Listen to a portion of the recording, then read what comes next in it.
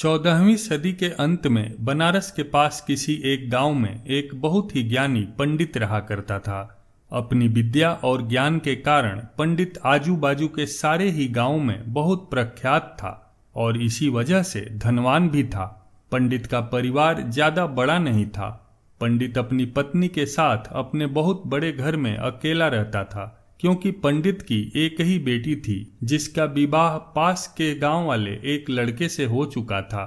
पंडित ने शादी से पहले अपने होने वाले दामाद की अच्छे से जांच पड़ताल की थी और अपनी बेटी का भविष्य भी ठीक से पढ़ा था। तब जाकर उसने बेटी की शादी की थी। लेकिन चंद सालों में ही पंडित का दामाद बुरी आदतों के चंगुल में फंस गया। जुआ, शराब और अय्याशी की बुरी लत ने उसे सड़क पर लाकर रख दिया था। इन सब गलत आदतों के कारण उसने अपनी सारी जमीन और अपनी पत्नी के आभूषण तक बेच डाला। कुछ ही दिनों में पंडित की बेटी और दामाद दाने दाने को भी मोहताज हो गए। अपनी बेटी की ऐसी दुर्दशा देखकर पंडित की पत्नी काफी दुखी होती थी और अक्सर पंडित को कहा करती थी कि आप जाकर उनकी मदद कराओ। पंडित हमेशा अपनी बीवी को यह कहकर उनकी मदद करने के लिए मना कर देता था कि अभी कुछ समय तक उनका बुरा वक्त चलना है। हम चाहे कितनी ही कोशिश कर लें, जब तक उनका अच्छा समय नहीं आएगा उन्हें कोई भी सुख प्राप्त नहीं हो सकेगा। जो उनके नसीब में नहीं है वह उन्हें नहीं मिल पाएगा। पंडित की ऐसी बातों से उसकी पत्नी काफी दुखी हो जाया करती थी और मन ही मन सोचती थी कि कैसा स्वार्थी पिता है, अपनी बेटी को इतने कष्टों में देखकर भी उसकी मदद करने के लिए मना करता है। आखिर भगवान ने जो इतना सारा धन धान्य दिया है उसका क्या करेंगे? हमें कोई और औलाद भी तो नहीं है, ले देकर एक यही बेटी है और उसके लिए भी कुछ नहीं करेंगे तो इतनी धन संपत्ति किस काम की है? अपनी पत्नी की बातों पर पंडित बिल्कुल भी ध्यान नहीं देता था। ऐसा भी नहीं था कि पंडित अपनी पुत्री से प्रेम नहीं करता था। वह ज्योतिष का प्रचंड विद्वान था और उसने अपनी पुत्री की कुंडली इतने अच्छे से पढ़ी थी कि वह यह पहले से ही जानता था कि वह चाहे किसी भी लड़के से अपनी पुत्री की शादी करता, उसके जीवन में यह बुरा समय आएगा और बिना इसे भुगते उसको छुटकारा नहीं मिलने वाला था। खाने पीने के लिए भी मोहताज हो चुके पंडित की बेटी और दामाद एक दिन उसके घर पर आए। पंडित और उसकी बीवी ने दोनों का खूब आदर सत्कार किया और खूब अच्छा खाना खिलाया। पंडित की बेटी अपने पिता से सहायता मांगना चाहती थी, लेकिन शर्म और संकोच के कारण बेटी और दामाद की पंडित से सहायता मांगने की हिम्मत नहीं हुई। इसलिए वह बिना बोले ही वापस अपने घर को लौटने लगे। लेकिन माँ तो माँ होती है।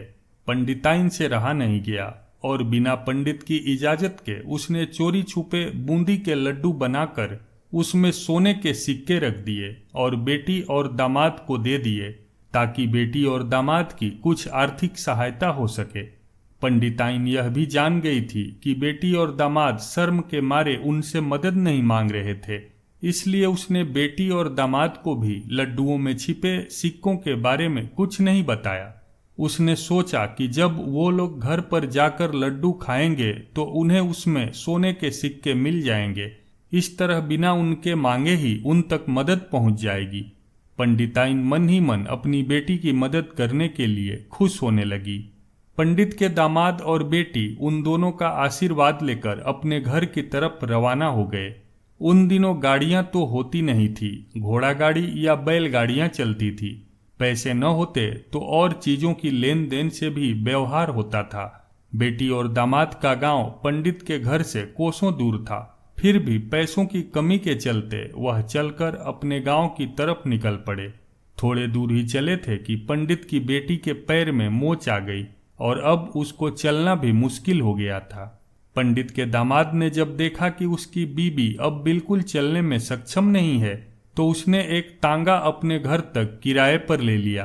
दोनों पति पत्नी तांगे में बैठकर घर पर पहुंच गए, लेकिन तांगे वाले को देने के लिए उनके पास पैसे नहीं थे।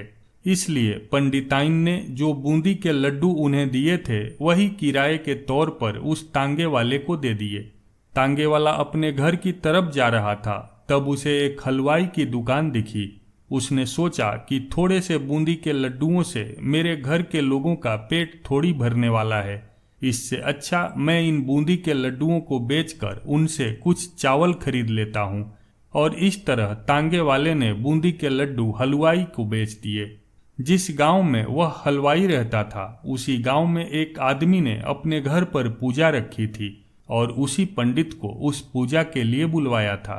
पूजा में लगने वाले प्रसाद के लिए उस आदमी ने उसी हलवाई से बूंदी के लड्डू लिए जहां पर उस तांगे वाले ने बेचे थे। हलवाई ने भी उस आदमी को तांगे वाले से खरीदे हुए लड्डू ही पहले दिए ताकि वह खराब न हो जाए, क्योंकि वह यह नहीं जानता था कि यह लड्डू कितने दिन पहले बने हैं। पूजा खत्म होने पर दक्षिणा और प्रसाद स्वरूप बूंदी के लड्डू लेकर जब पंडित अपने घर आया और खाना खाने बैठा तो प्रसाद में लाए बूंदी के लड्डू खाते वक्त लड्डू से सोने का सिक्का निकला। इस घटना को देखकर पंडिताइन की आंखों से आंसू बहने लगे। पंडित ने जब पंडिताइन से उसके रोने का कारण पूछा तो पंडिताइन ने पंडित को सब कुछ बताया और पंडित से उनकी बातों पर भरोसा न करने के लिए माफी मांगी। पंडित ने पंडिताइन के आंसू पोंछे और कहा कि तुम्हारी तरह मैं भी हमारी बेटी को बहुत प्रेम करता हूँ। मैं भी उसकी मदद करना चाहता हूँ, लेकिन मुझे पता है कि चाहे उसकी कितनी भी मदद की जाए, कुछ दिन और उसे दुख भोगने पड़ेंगे। इसके साथ ही इसका एक और दुष्परिणाम यह होगा कि दामाद हमसे हमेशा ऐसे ही मदद की अपेक्षा रखेगा और अपनी बुरी आदतों को कभी नहीं छोड़ेगा। पंडिताइन भी अब पंडित की बातों से सहमत हो गई।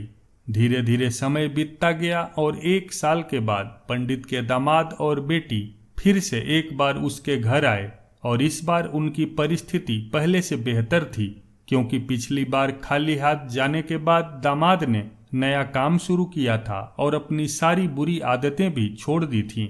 दोस्तों, नसीब के बारे में आपकी क्या राय है, कमेंट में ज़रूर बताएं। कहानी अच्छी लगी हो तो वीडियो को एक लाइक करके चैनल को सब्सक्राइब जरूर करें।